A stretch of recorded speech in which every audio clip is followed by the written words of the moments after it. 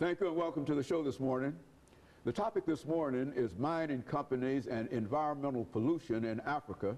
And we're fortunate to have with us to talk about mining companies and environmental pollution in Africa, our resident expert on the continent of Africa, the Middle East, South America, and of course, Dr. LMadu, I think I could go on and on in terms of what you do for us here at this, doing this show. And today, I think the topic that we're going to deal with is a topic that is quite current in a real sense in what is going on in Africa. And the topic, I think, the title I think might be somewhat deceptive when we say mining companies and environmental pollution in Africa, when we recognize that we're talking about the lives of towns and large areas and a lot of people. And so let us start off, Dr. LMadu, by having you make some statements in reference to mining companies and pollution in Africa, and then we'll get into the topic itself. Yeah, well, you know, this has been going on for a long time, you know, on the continent.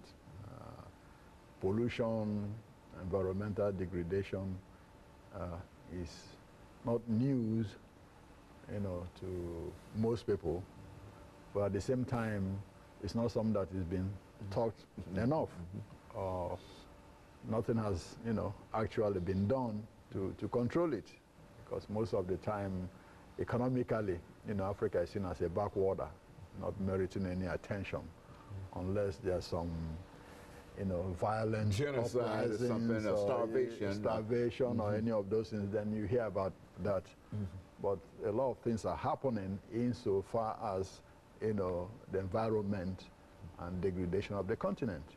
You know very well there are so many, you know, mineral resources in that continent. In Democratic Republic of the Congo, you know, you have the copper mines there, which was one of the reasons why Lumumba was killed anyway in the 60s, you know. You have the cobalt mines there. In Zambia, you have, you know, the lead mines and copper mines. In Nigeria, you have the, you know, oil fields. In Congo, Brazzaville, you have a lot of oils. In Gabon, a lot of oil. In Equatorial Guinea, a lot of oil. In Angola, a lot of oil. And Ghana has oil now and gold. South Africa, you have gold. You know, and on and on and on. Just filthy resources in a real sense. Exactly, filthy, you know, rich in terms of resources in the ground that's not even been exploited. The problem is when these minerals, you know, both mineral fuels, you know, which is petroleum, and solid minerals, you talk of copper, you know, lead, cobalt, and the rest, is that most of these minerals have, you know, chain negative reactions in the continent, even though, you know, they produce a lot of income, you know, for the citizens of the various countries. But what you find is that most of them are unregulated. And even when they are regulated, you know, still it falls far short of what you have in the Western democracies. Let's take, for example, Nigeria. Let's start from Nigeria. Since 1958, when oil was first, you know, struck in a place called Oloibiri, in the present Bayelsa state of Nigeria, where the current president Jonathan comes from, over 1.5 million tons, 1.5 million tons of oil has spilled in that Niger Delta. 50 times more than the Exxon Valdez. Now you know, multiply it, you know what I'm talking about. Over 1.5 million tons of oil has spilled. Yes, in the Niger Delta alone of Nigeria. In fact, it's one of the 5 most polluted places in the world.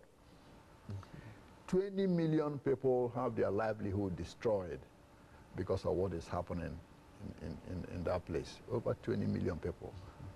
Fish, wildlife, you know, forestry, all completely destroyed. In fact, in the Niger Delta of Nigeria today, people could hardly have drinking water because of the spills. You know, they cannot fish. A majority of them are fishermen. Okay, they cannot fish.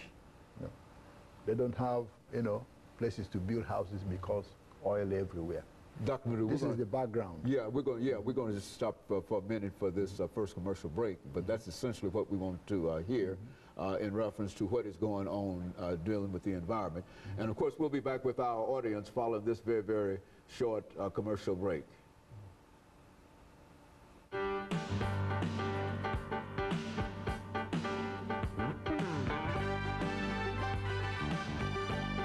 Back to the second segment of the show for today.